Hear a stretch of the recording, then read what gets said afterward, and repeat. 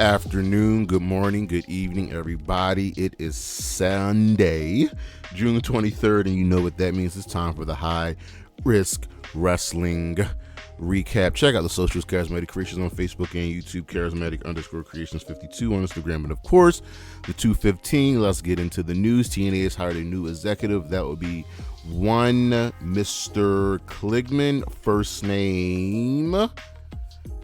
I don't have his first name. Rob Kligman as the new Chief Revenue Officer of the Anthem Sports Group, effective immediately. His position will be to oversee revenue strategies for TNA Wrestling and Invicta Fighting Championship.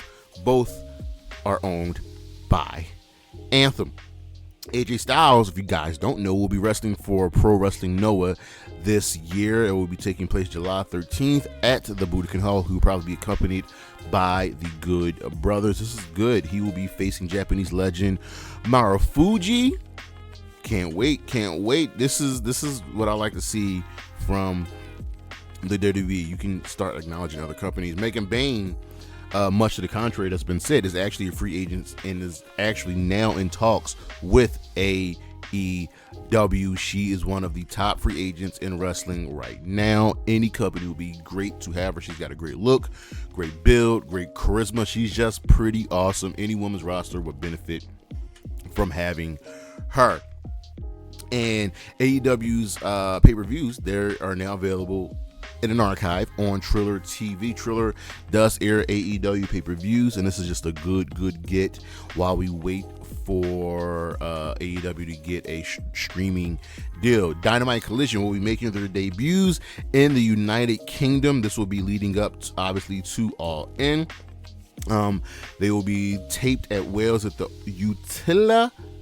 Utilita Arena, Cardiff, Wales. Like, weren't we just in Cardiff?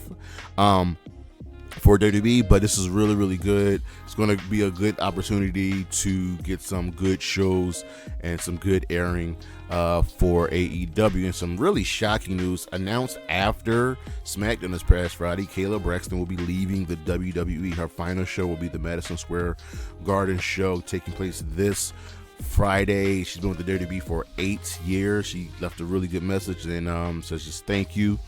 And I know one person that's going to miss her, and there'll be one Paul Heyman. She says, don't worry, be excited for what's coming next for her. SmackDown has a new head writer. There will be one Suikata. That's his last name. I can't get his first name, but he will be replacing Ryan Callahan, who departed the WWE recently.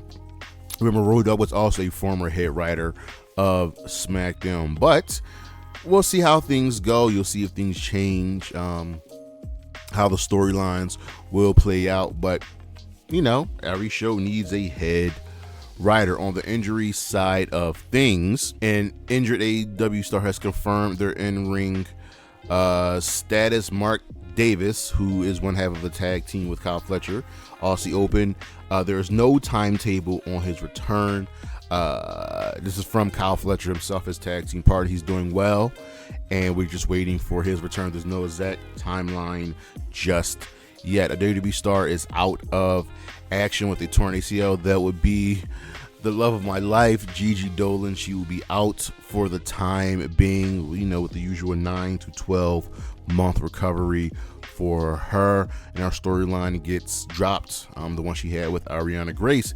And lastly, The Blade is out of action due to a back injury. He's been gone for several months now, and he says that he's on injured reserve right now. He's still with AEW. He's just healing and waiting to come back. Same thing goes with the Money. She's just taking a hiatus, healing up, focus on other things, but she's also still with the company. This is just good for everybody. But I do love the Butcher, the Blade, and the Bunny. Hoping big things for them. But that's the news, and we shall be right back.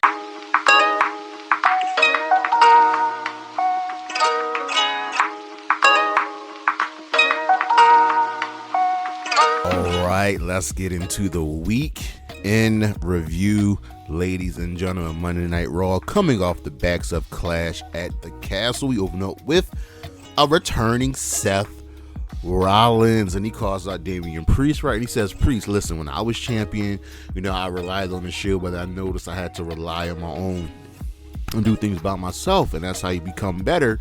And Priest is like, dog, I don't care. I'm champion, but you want a title match? I'll give you a title match. And they're going to face each other.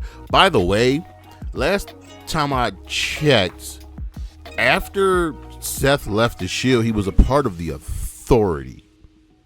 So he didn't do things on his own for quite a long time. Let's just throw that out there.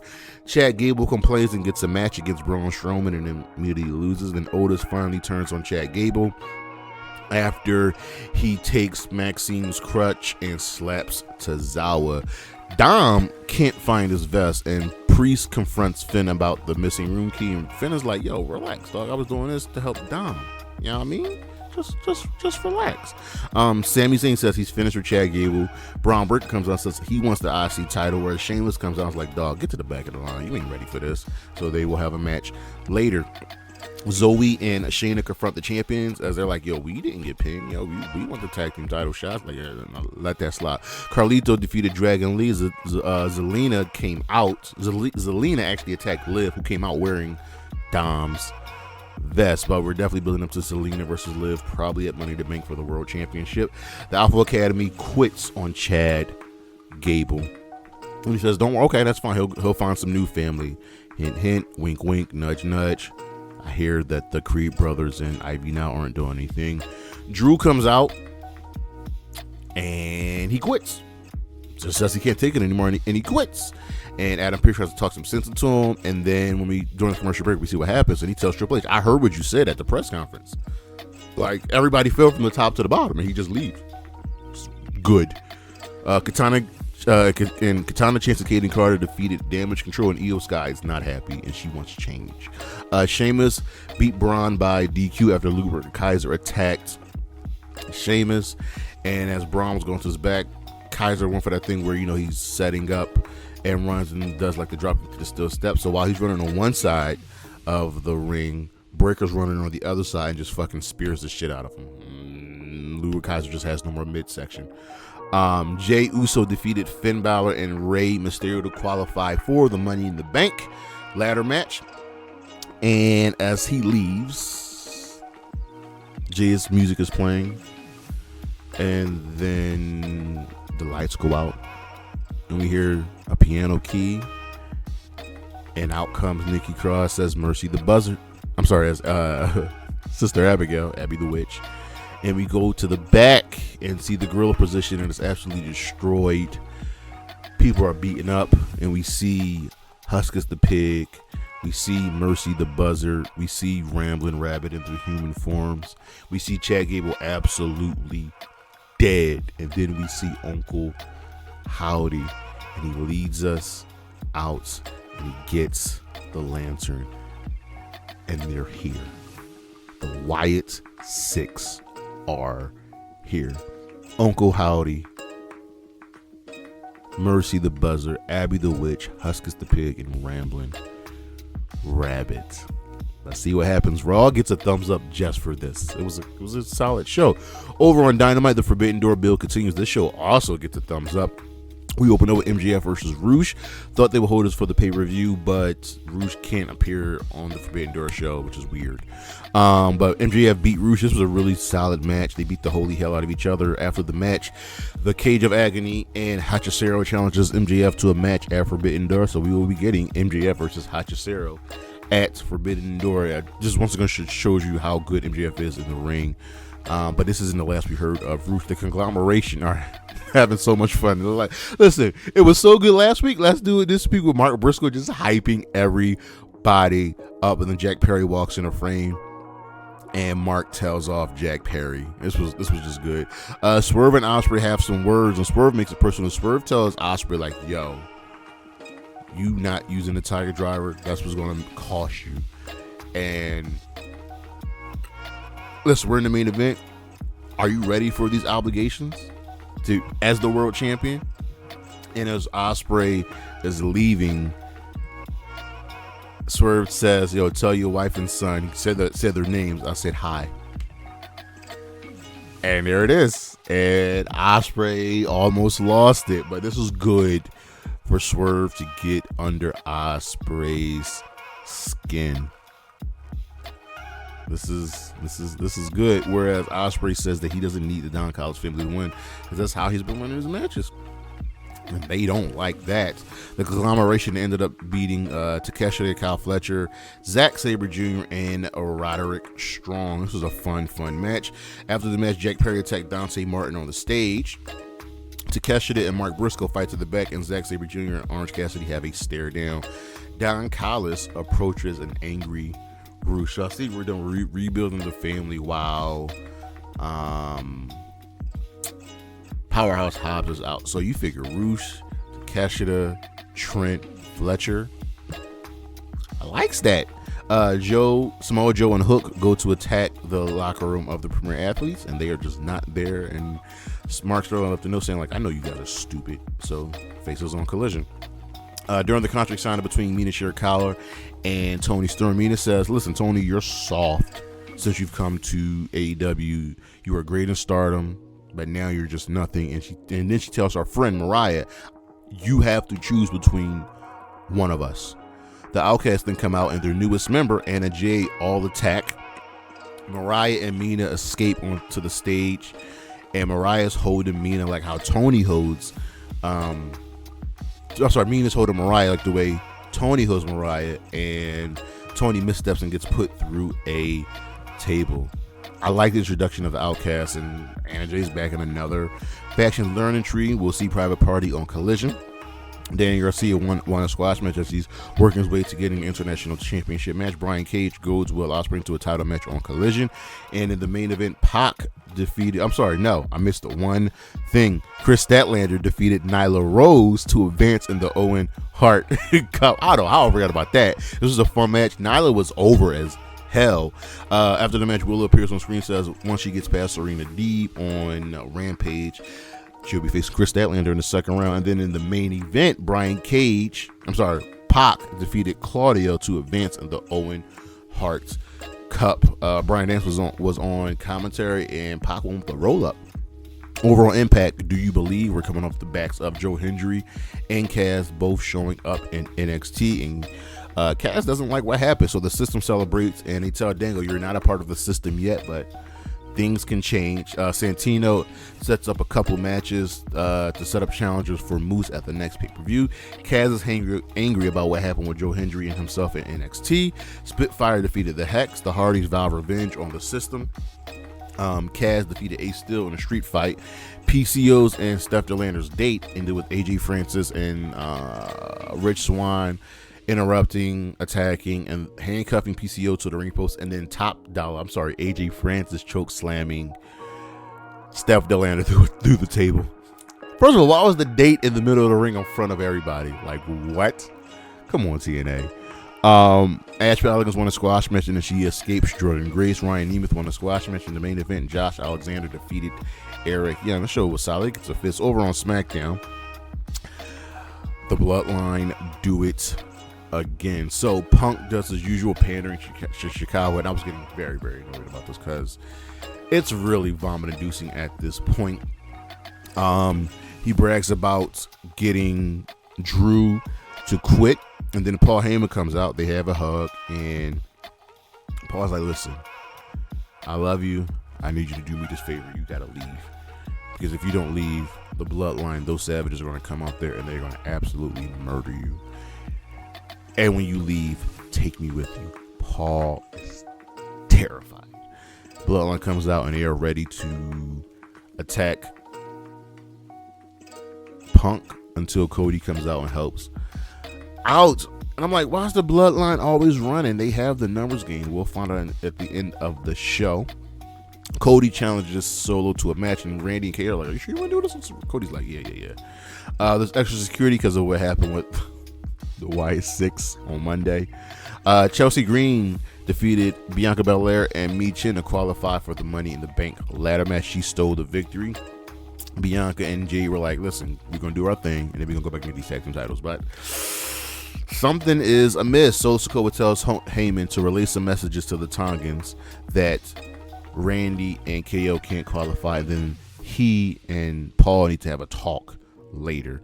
A DIY tells Waller that he only cares about himself and not his tag team partner, but they're having this talk in front of a garage door, and they hear a banging against it, and it opens up, and it's Drew standing over a bloodied, battered, and beaten CM Punk. He then carries him to the ring, drops him on the stage in front of everybody, and Nick Aldis comes out, and Drew pushes him, and then Drew just leaves, and Punk is taken to the hospital. Good stuff here. I think we're doing this because Punk is once again not cleared. Yeah, Carmelo Hayes won a Money in the Bank qualifier match, defeating Randy Orton and Tama Tonga. Santos Escobar tells LA Knight that he'll qualify for the Money in the Bank ladder match, and I don't know why you're overlooking him. And then Logan Paul jumped LA Knight. The Tongas attacked KO before his match, allowing Andrade to qualify for the Money in the Bank ladder match. Grayson Waller was also in this match. Tiffany Stratton confronts Michin, and Michin attacks her, hits her, and then Nia just bodies Michin. So this team of Nia and Tiffany's working, I guess. Paul Heyman tells Solo that he's breaking commandments. You don't do the things that you're doing, and that you're supposed to keep Cody in check until Roman comes back, and that Punk is off limits. And so Solo's like, listen, Paul, because I love you, I'm gonna tell you this truth. Roman isn't coming back. Whew. So Solo versus Cody ended in no contest after the Tongas attacked. Randy and KO came out to help, and they get the upper hand. They corner Solo in the corner, right? And he's like pleading, begging to not get beat down. But then he smiles, and out comes a Jacob Fatu, the crazy one, and he takes out Cody, he takes out Randy, he takes out KO. He puts Cody through the table with a flying splash from the top rope, and you put the ones up, right? Solo hugs this feral animal that is Jacob Fatu, but Tama Tonga and Tonga Loa look at each other like, yo, he really brought in Jacob. This is they're terrified of him. Everybody should be terrified of Jacob Fatu.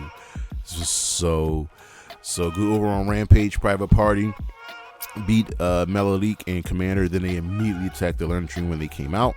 Ray Phoenix won a squash match. Leo Rush beat Action Andretti to qualify for the TNT ladder match, and he shakes hands with Top Flight afterwards. Shingo Takagi beat AR Fox. Takagi doesn't shake Bryan Danielson's hand. And in the main event, Willow Nightingale defeated Serena Deeb to advance in the Owen Hart Cup. This was a really good match. I knew it was going to be a good match. It was Willow Nightingale, Serena Deeb. Over on Collision, this was a Charlotte show gets a fist. Joe, Hook, and Shibata defeated the Premier Athletes. The Learning Tree beat Private Party, but afterwards, Hook, Joe, and Shibata made the save, taking out Big Bill and Brian Keith. Okada beat Ultimo Guerrero by stealing his mask. Leo Rush tells Dante Martin that he respects him, but he will be winning that ladder match. Patriarchy won a squash match as they're working their way to getting a Trios Championship match. We have footage of Mercedes Moné confronting Stephanie Vaquera at a CMLL event. Mariah May and Toni Storm defeated Lady Frost and Layla Hirsch. I wish Lady Frost will win matches in AEW. She wins in Ring of Honor, but like Lady Frost is too good. I just don't like. We're running to the same thing where Collision has become predictable again. Serena Deeb will regroup and has an open challenge for next week on Collision. The House of Black won a squash match, and then when asked about how they feel about Buddy Matthews' injury from last week, they say they feel nothing. Hachicero defeated Matt Menard. Jeff Jarrett, we got a video package with him showing pictures of him and video with Owen Hart and why Jeff Jarrett being in an Owen Hart Cup, it means so much to him. Jarrett will be facing the wild card coming up. Will Ospreay in the main event retained the International Championship, defeating Brian Cage. Our matches of the week from Raw: Sheamus versus Braun Breaker. Even though this ended in a disqualification, it was still a really good match. I want to get a definitive winner here. From Dynamite, MJF versus Roosh. Pac versus Claudio Castagnoli in the first round Owen Cup match. From Impact, Josh Alexander versus Eric Young. Go check that one out from Rampage, Willow Nightingale versus Serena Deeb, and also in the first round Owen Cup match. And from Collision, Will Ospreay versus Brian Cage for the AEW International Championship. I know you got to get some more Raw, SmackDown matches, NXT matches in here. They don't consistently put on great matches week in and week out on TV like AEW does and TNA does. So it's going to be, every so often they make this list. But our stars of the week are the Wyatt 6 and, of course, Jacob Fatu. But that's the show. Thank you for listening. Thank you for watching. Check out the socials, Charismatic Creations on Facebook and YouTube.